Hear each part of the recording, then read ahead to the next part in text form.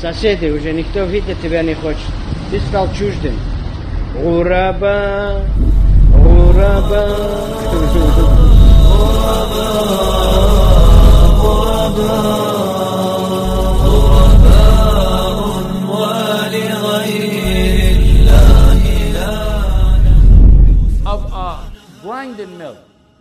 Вы же видели, как он ходит вокруг мельницы для помола муки. Вот так он и будет ходить. Обитатели ада соберутся вокруг него и скажут: «О такой-то, о шейх, о ученый, разве ты не приказывал нам творить добро и запрещать зло? Разве ты не читал нам эти красноречивые проповеди? Разве ты не появлялся на спутниковом телевидении и не говорил нам, что вы должны сделать то-то и то-то? Разве ты не писал в Твиттере о том-то и том? Разве ты не сообщал нам об этом в Ютубе? Разве ты не учил нас, что делать, а чего не делать? Тогда что, черт возьми, ты здесь делаешь?» Они будут удивлены и пребывать в шоке. Люди в аду будут шокированы тем, что такой человек будет там, потому что он шейх. Раньше его называли шейхом. Люди в аду будут удивлены, увидев его в аду, потому что он считался благочестивым и праведным. Человек скажет, что раньше я приказывал другим делать добро, но сам никогда этого не делал, и я запрещал другим совершать зло, в то время как сам совершал его. В Сахихе ат-Таргиб ва Таргиб автор сказал, что это человек, чьи действия не соответствуют его знаниям.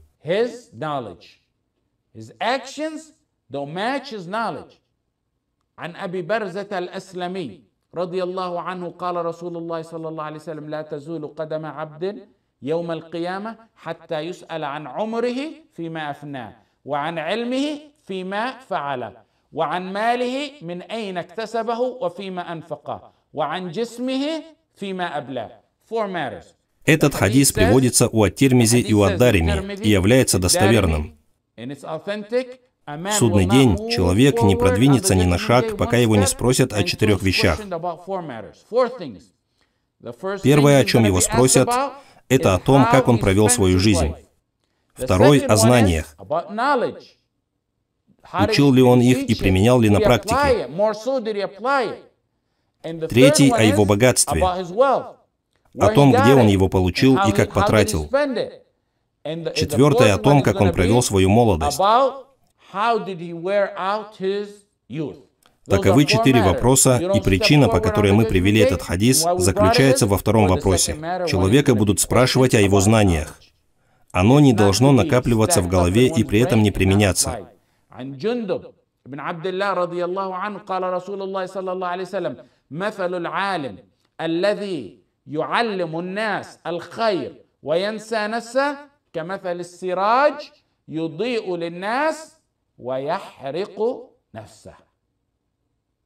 Ат-Табарани в своей книге Аль-Кабир и Аль-Мунзири сказали, что это достоверно.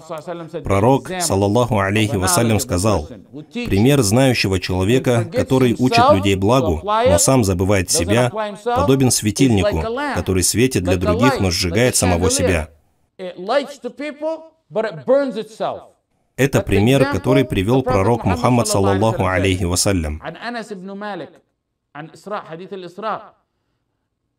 قال رسول الله صلى الله عليه وسلم مررت ليلة أسري بي على قوم تقرض شفاههم بمقاريض من نار قال قلت من هؤلاء قالوا هؤلاء خطباء أهل الدنيا كانوا يأمرون الناس بالبر وينسون أنفسهم وهم يتلون الكتاب أفلا يعقلون.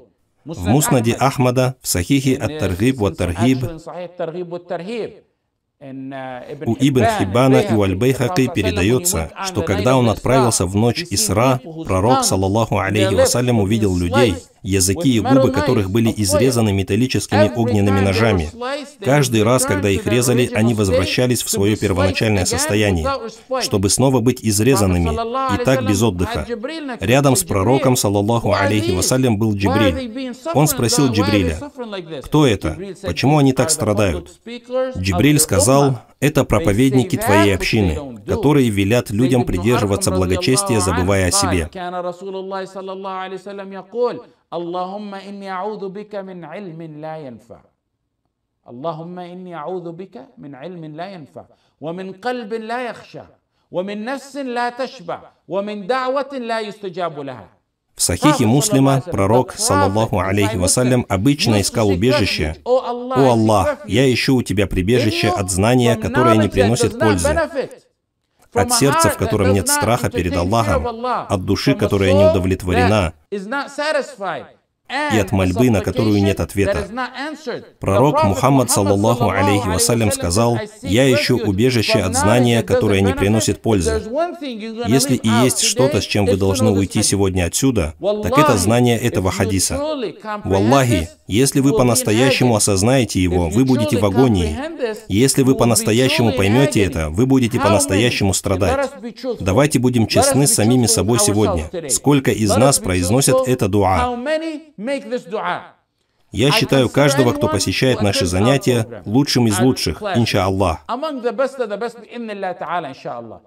Это знание, а не мирская выгода.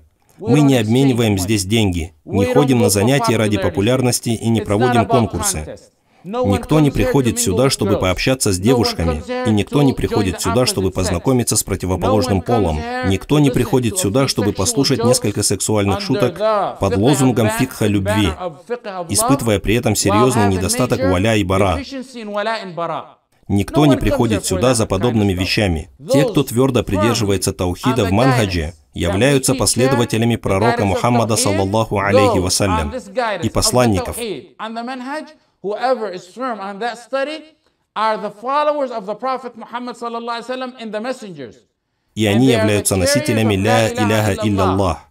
Именно они, как правило, подвергаются испытаниям, подобным испытаниям посланников, и в то же время именно они выводят эту умму из тьмы и поражений. Таков таухид и таков ислам. Принимайте это или не принимайте. Вот так мы этому учим. Так что, иншааллах, ты один из немногих, очень немногих, кто изучает эту религию и этот таухид серьезно и без всякой личной выгоды.